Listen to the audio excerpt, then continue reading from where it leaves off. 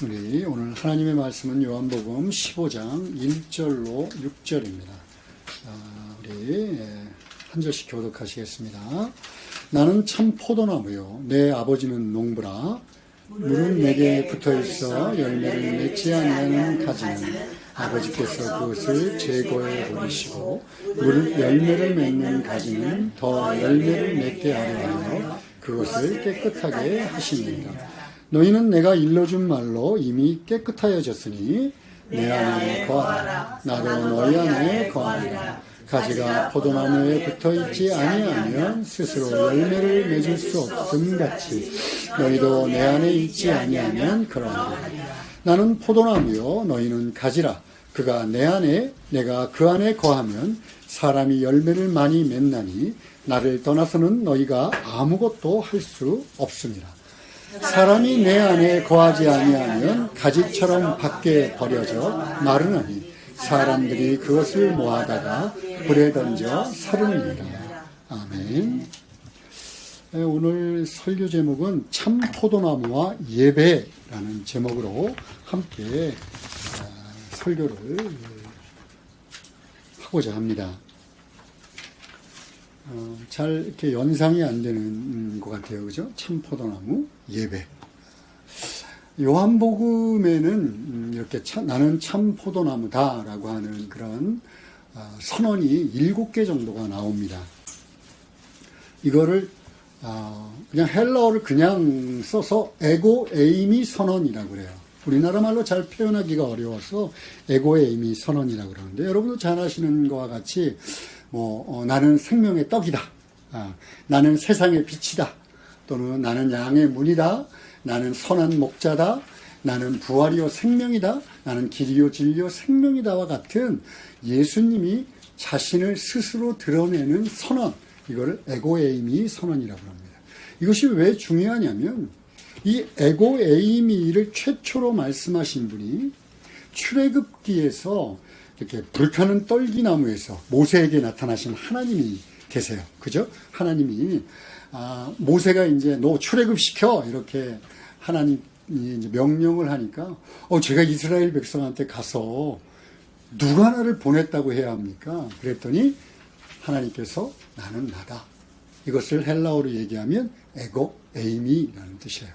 나는 스스로 있는 자다. 나는 나 에고 에이미다.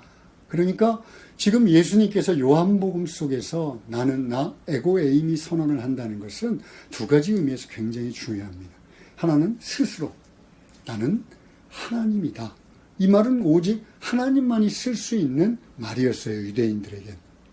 그리고 또 하나는 나는 포도나무다처럼 그 안에 있는 내용을 가지고 하나님의 섭리, 출애굽을 시키고자 하는 하나님처럼 나의 뜻을 너희에게 전하기를 원한다라고 하는 의미를 갖고 있어요. 오늘 그 7개 선언, 학자들에 따라서는 8개 선언이라고도 하는데 그 7개 선언 중에 나는 포도나무다, 참 포도나무다라고 하는데 집중해서 한번 여러분과 은혜를 나눠보기를 원합니다. 포도나무는 종종 이스라엘을 가리키는 말입니다. 성경에서 하나님은 농부로 그리고 이스라엘 민족을 포도나무로 많이 비유해요. 자주 비유합니다. 그러니까 그 당시 이 나는 참 포도나무다라고 하는 이 비유를 시작하는 예수님의 말을 들었던 제자들은 이게 이스라엘 얘기야 하고 금방 깨달았을 거예요. 그런데 보시는 바와 같이 그냥 포도나무다 그러지 않고요.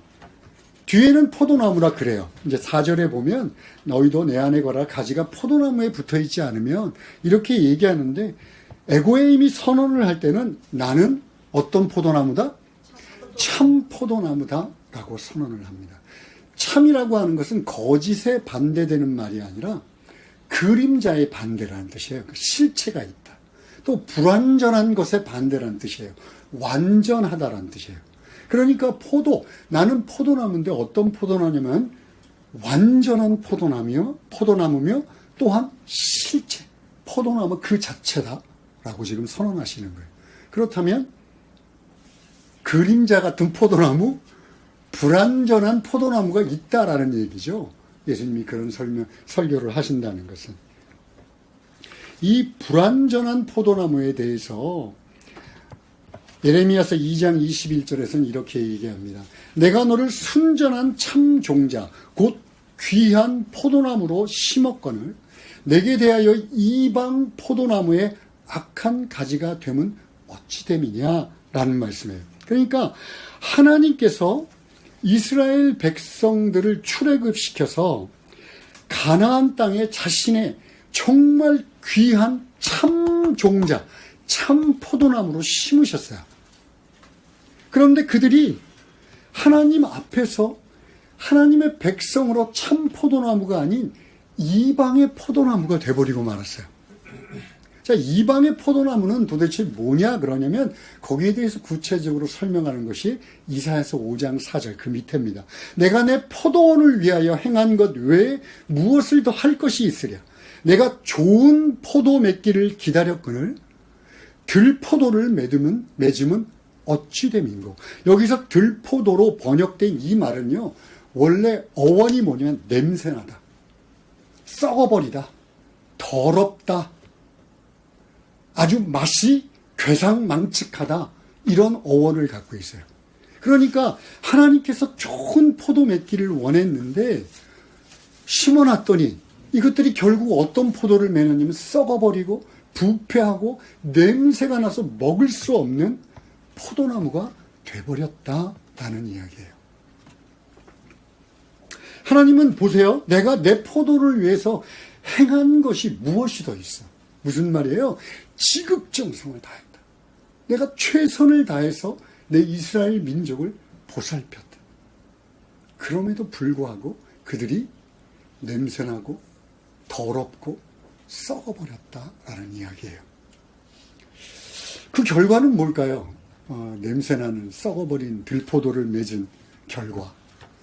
이사야서 5장 5절 6절 상반절에서 이렇게 얘기합니다. 이제 내가 내 포도원에 어떻게 행할지를 너희에게 이르리라. 이게 100년 전 예언입니다. 실제로 그 이 결과가 일어나기 전에 내가 그 울타리를 걷어 먹힘을 당하게 하며 그 담을 헐어 짓밟히게 할 것이요 내가 그것을 황폐하게 하리니. 멸망의 경고입니다. 그렇죠? 이 이사야의 멸망의 경고는 실제로 100여 년이 지난 BC 586년에 바벨론에 의해서 이스라엘이 멸망됨으로 현실이 됩니다.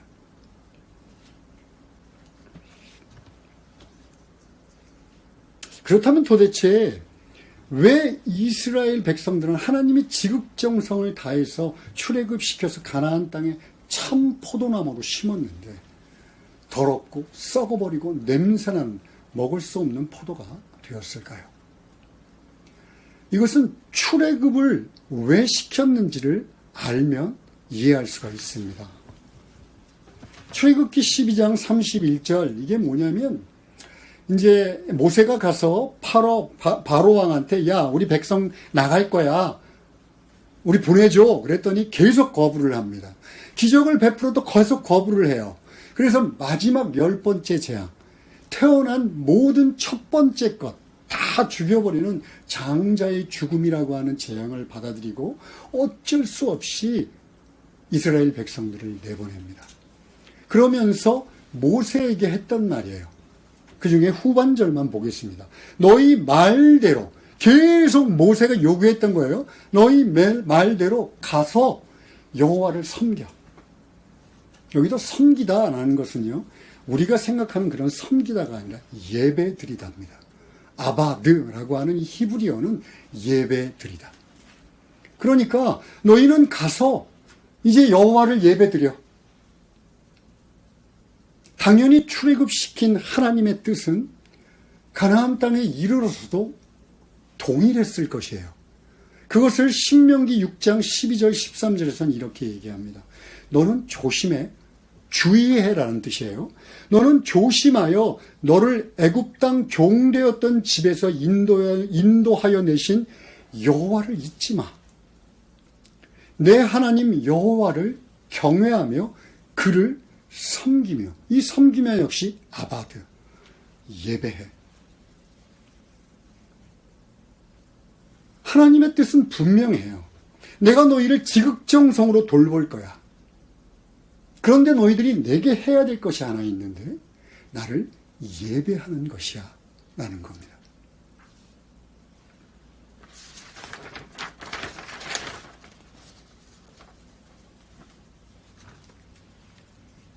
그런데 그들은 하나님을 잊어버립니다.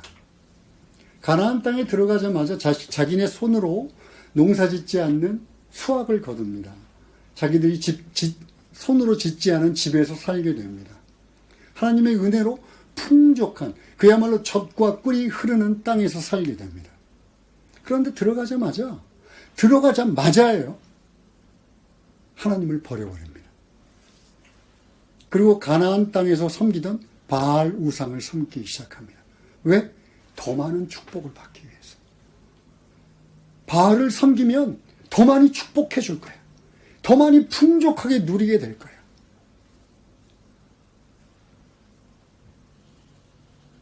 나의 쾌락과 욕심을 채워줄 거예요. 그리고는 이방의 우상을 섬깁니다. 그랬더니 그 이야기가 뭐냐면 에레미야 2장 21절에 이방의 포도나무가 됐다는 뜻이에요. 내가 기껏 너희들을 참 종자로 지극정성을 다해서 심었더니 결국 너희들 나를 배반하고 이방의 포도나무가 되었구나.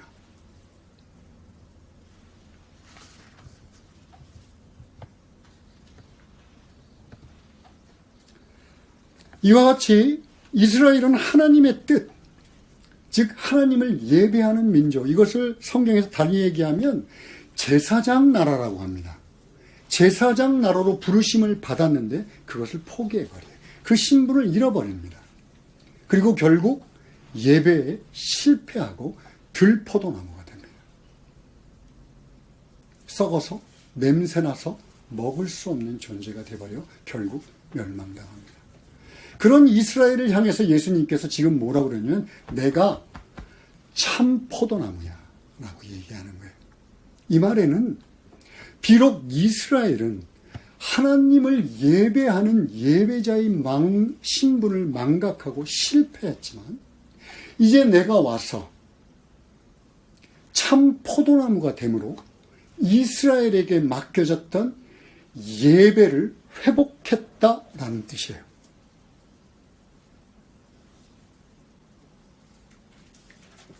그리고 이 선언은 예배를 회복했다만이 아니라 나로 인하여 이제 바르게 예배 드릴 수 있게 되었다는 선언이기도 합니다.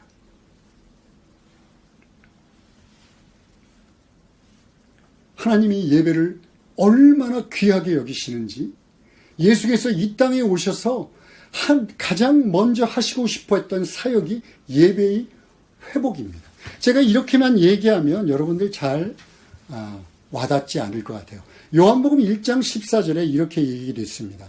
말씀이 육신이 되어 우리 가운데 거하심에 우리가 그의 영광을 보니 아버지의 독생자의 영광이요 은혜와 진리가 충만하더라.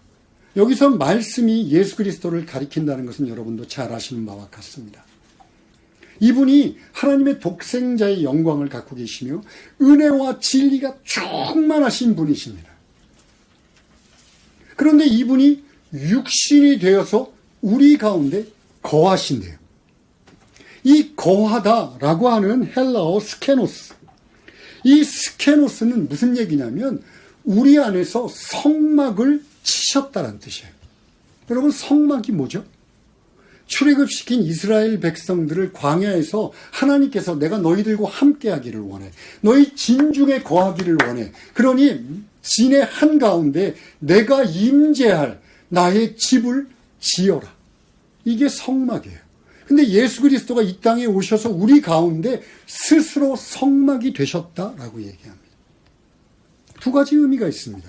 하나는 성막 위에 충만하였던 하나님의 임재를 예수 그리스도 안에 모든 충만함으로 신성의 모든 충만함으로 채우신다는 의미가 있으며 또 하나는 이스라엘 백성들이 성막 앞에 나와서 하나님을 경배했던 것처럼 그 그 성막에 임재한 하나님을 성막 안에서 예배하고 경배했던 것처럼 나를 통하여 이제 너희들이 참된 예배를 드릴 수 있게 되었다라는 의미예요.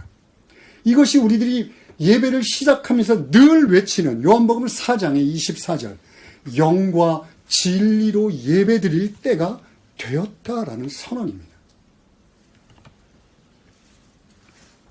오늘 본문에 내가 참 포도나무다 라고 하는 선언과 완전히 일치되는 선언입니다. 그렇다면 우리는 이 포도나무 비유에서 아주 중요한 사실 하나를 깨닫지 않으면 안 됩니다. 바로 참 포도나무에 붙어있는 자들이 반드시 맺게 되어 있는 열매는 예배의 열매라는 거예요.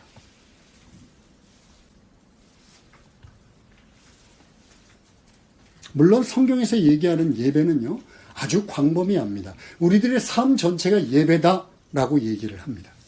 그러나 그것을 우리들이 주일마다 드리는 이런 공예배 아니면 집에서 내가 혼자 드리는 경건의 시간에 드리는 예배, 이걸로 극히 제한되게 축소를 한다 하더라도 예배야말로 예수 믿은 자들이 드려야 될 가장 귀한 열매입니다.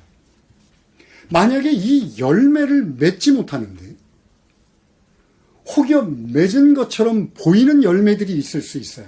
전도, 헌금, 봉사, 교제, 구제. 내가 예배의 열매를 맺지 못하는데 그런 일을 하니까 나는 괜찮아, 열매 맺는 사람이야. 있을 수 없는 일입니다. 그것은 다 거짓이요 화상이며 썩어버린 것들입니다. 왜? 자기 중심적이고 자기 만족을 위해 하는 것이기 때문에 그렇습니다. 하나님이 기뻐 받으지 않으세요.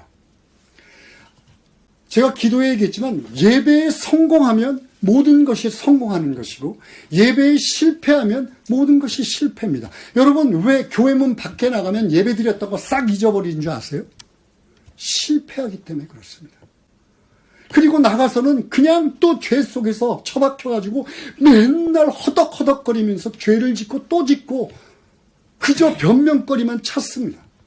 예배가 실패했기 때문에 그렇습니다.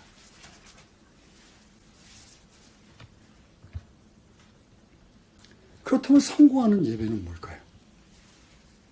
이제부터 제가 4가지를 말씀드릴 거예요. 먼저 성공하는 예배는 뭐가 반드시 실패하는 예배인가를 알 때 보입니다. 그러니까 반드시 실패하는 예배가 무엇인지를 찾아보면서 거기에 합쳐서 성공하는 예배가 뭔지 우리 생각합시다. 첫째는 우상들, 거짓 신들에 대한 예배입니다. 아유, 내가 교회 나오는데 어떻게 우상이나 거짓 신들한테 예배를 드려요? 하나님은 10계명, 첫째 계명에서 나 위에 신을 너희에게 두지 말라 그렇게 얘기하십니다. 또 2번째 계명에서는 그 어떤 것도 우상을 만들지 말라, 거짓 신들의 우상들을 만들지 말라 이야기하십니다. 근데 예배를 드리러 나와서 하나님을 그냥 어떤 절대적인 존재 또는 출애굽한 이스라엘 백성들이 모세가 없는 틈을 타서 금송아지를 만들어요. 그래놓고 금송아지 만세 이렇게 얘기하지 않습니다. 우리를 인도하신 여호와라 이야기합니다. 무슨 얘기냐면 예배를 드린다고 앉아서 자기가 만든 하나님을 예배하는 거예요. 자기가 상상하는 하나님, 거짓된 신, 하나님은 반드시 이럴 거야 라고 상상하는 하나님,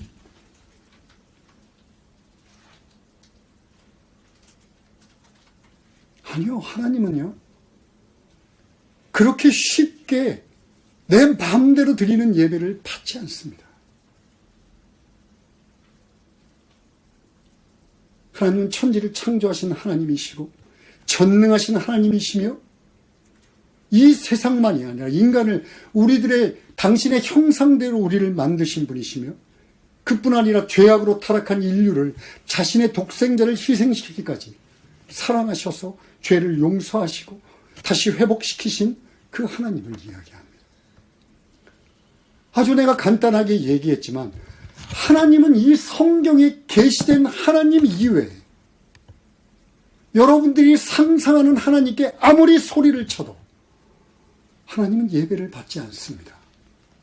금송아지한테 예배 드리는 거랑 똑같습니다.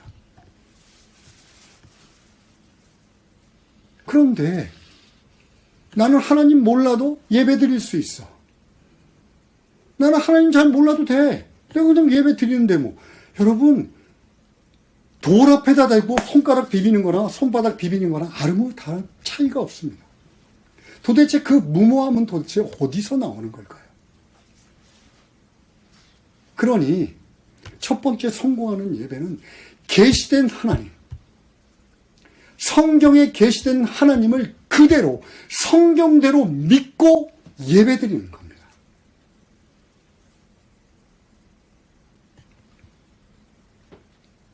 두 번째, 하나님 앞에 나와서 자기가 원하는 대로 자기가 원하는 방식대로 예배를 드리는 사람들이 적지 않습니다. 창세기에서 카인과 아벨의 제사를 드릴 때 카인이 그랬어요. 뭐 내가 보기엔 내가 첫 수사 얼마나 좋아. 하나님이 정하신 것 갖고 상관없이 내 마음대로 예배 드려도 오케이지 뭐.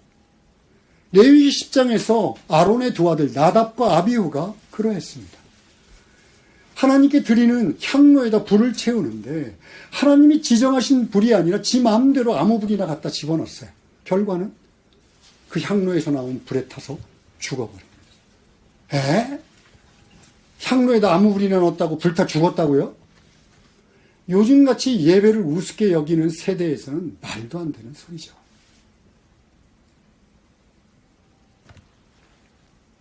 내가 예배 드려주는 것만 해도 얼마나 대단한 건데. 내가 꼭 하나님의 뜻대로 예배 드려야 해? 적당히 내가 나오고 싶으면 나오고 말면 말고 사정 있으면 못 나오고.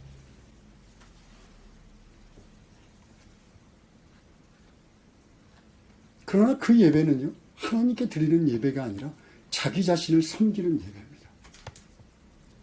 지극히 교만함에 기초해 있습니다. 자기가 하나님보다 더 낫다고 여기는 거예요.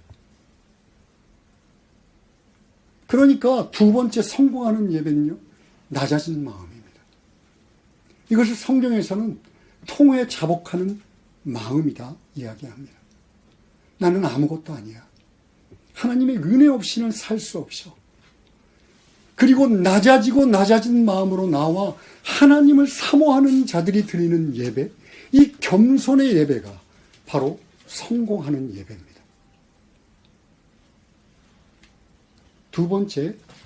세 번째, 습관처럼 예배를 드리는 사람이 있어요.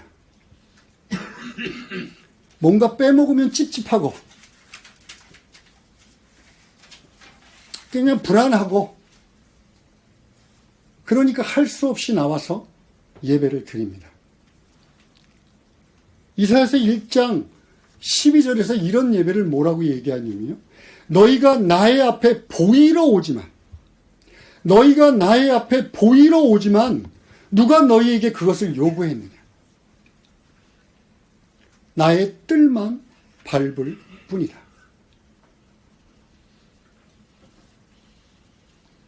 예배 안 드리면 찝찝하니까, 뭔가 불안하기도 하니까 스스로를 만족시키기 위해서 나옵니다. 아니면 다른 사람들한테 보여주고 싶습니다. 나 이렇게 매주 예배 드리는 사람이야. 나 예배 드렸어. 심지어는요, 하나님 아버지 앞에도 그런 생각으로 예배 드립니다. 하나님 보셨죠? 나 오늘 출석했어요. 도장 찍었습니다.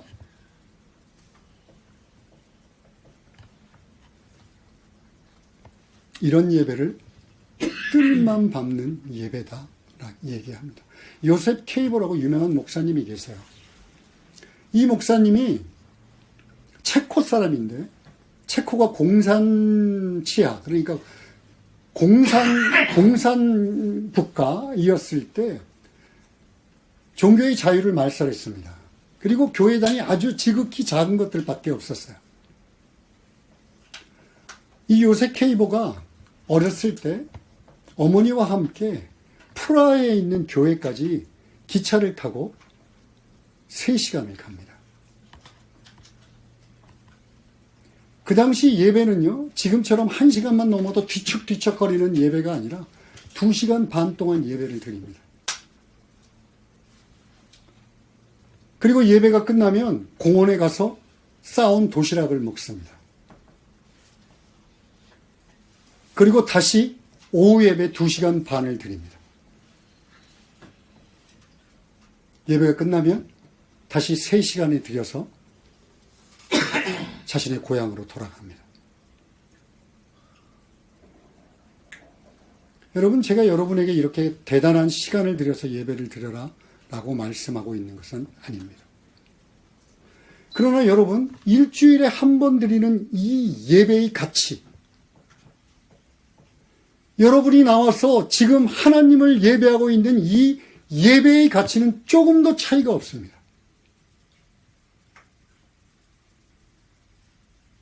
여러분들은 어떤 마음으로 예배에 나오시나요?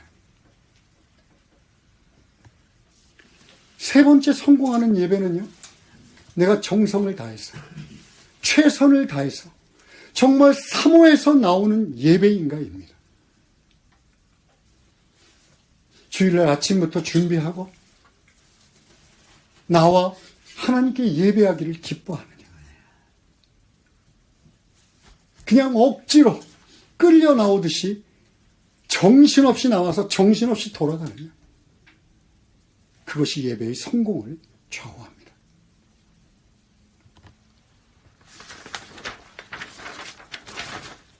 네 번째, 앞서 말씀드린 두 번째 예배와는 또 다른 자기 중심적인 예배입니다. 무슨 말이냐 하면, 오늘은 내가 뭘 받아야 될까? 나한테 오늘 어떤 설교 말씀을 해줄래나? 어떤 은혜가 있을래나? 내가 예배를 드리면 나한테 어떤 이득이 있을래나?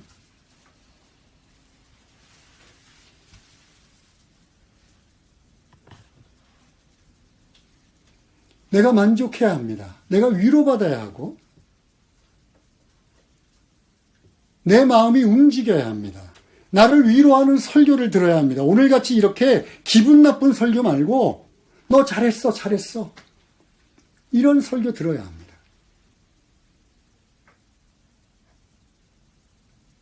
찬양을 하나 해도 나를 위로해주는 감정적인 찬양을 해야 합니다. 우리 교회는 좀 작지만 큰 교회에서는 콘서트를 보는 것처럼 찬양대들의 찬양을 즐겨야 합니다. 멋진 시설이 있어야 합니다. 편안하고 쾌적해야 합니다. 늘 나는 구경꾼이고,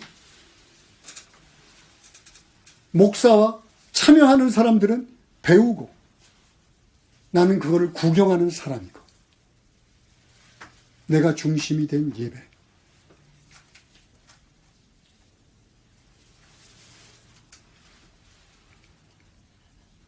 존 메가더 목사님 말대로 예배는 철저하게 드리는 것입니다. 예배의 본질은 드리는 것이에요. 하나님께 하나님의 영광을 그대로 돌려드리는 것, 이것이 예배입니다.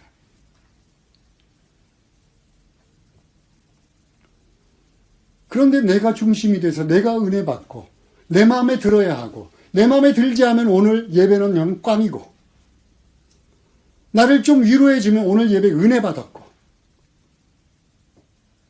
이 예배는 본질적으로 예배를 할 수 없습니다. 오늘 나는 나의 정성과 최선을 다해 하나님을 경배했는가? 하나님께 영광을 돌렸는가? 나의 예배를 통해 하나님은 정말 기뻐하셨는가?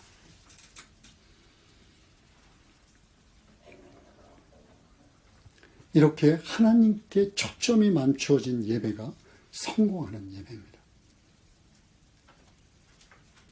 말씀을 정리하고 싶습니다. 오늘 저는 본문에서 여러 가지 부정적인 경고가 나옵니다. 제거해버린다. 땅에 버려진다. 말라버린다. 불에 태워버린다. 나는 이런 부정적이고 두려운 경고를 여러분들에게 지금 하려고 이 설교를 하고 있는 게 아닙니다.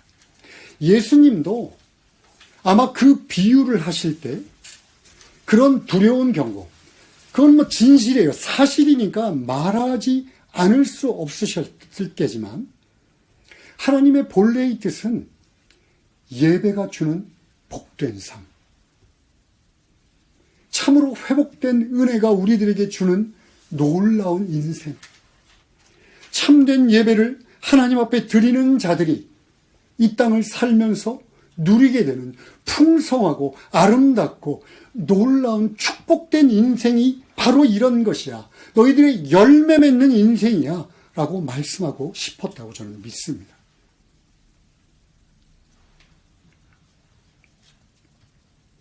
우리가 예배를 드리는 이유는 다시 얘기하지만 하나님이 하나님의 영광을 그저 하나님께 돌려드릴 뿐입니다.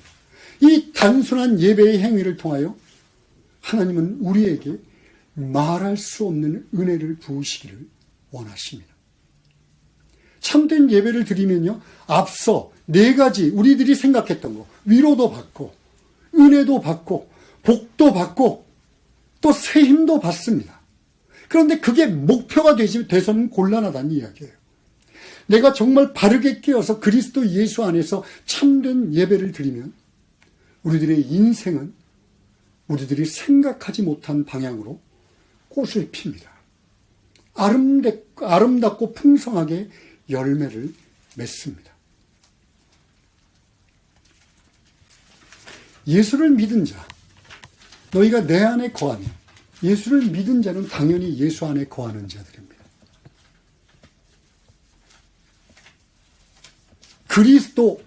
그리스도인, 그런데 예배의 열매가 없는 사람은 있을 수가 없습니다.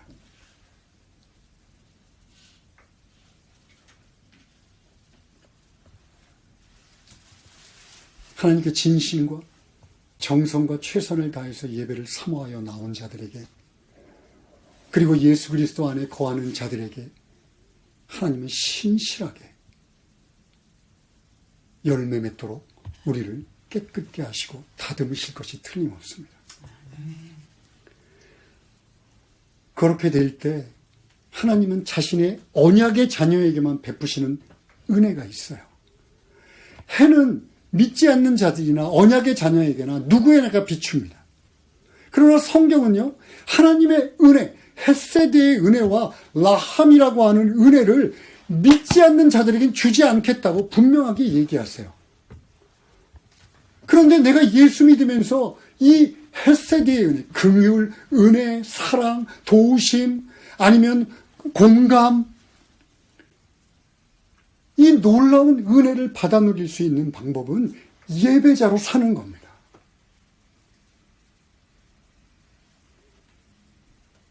부디 들을 귀 있는 자들이 성령이 하시는 이 말씀을 듣기를 원합니다.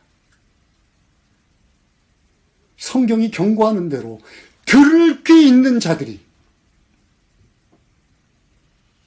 이 하나님의 말씀에 귀를 기울이기를 원합니다. 기도하시겠습니다.